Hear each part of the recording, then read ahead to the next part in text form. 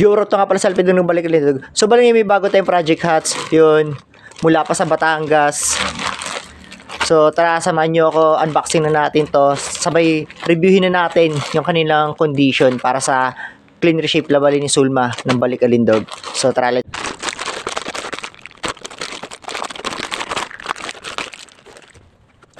so yun. Nabuksan na natin. So tara, samahan nyo ako. Reviewin natin to isa-isa. Ayan. Clean reshape. Clean reshape. Yun.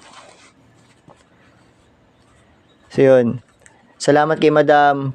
Mula pa to sa Batangas.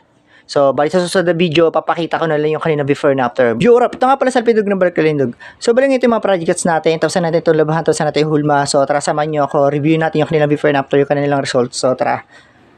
Kung napanood nyo yung unang video, yun, makikita nyo yung diferensya, yan. Balik-Alindog na siya, balik-tindigan na. Yan. Hulmado na. Yan. Makikita nyo sa unang video yung kanilang, before and after. So, yun. Balik sa mga gusto pa cleaner shape dyan, labanin sulman yung mga hats. PM din na lang sa akin. Open sa'yo palagi. Hit me up to my fellas out there. I'm your dog. Hindi na fucking double G. Peace.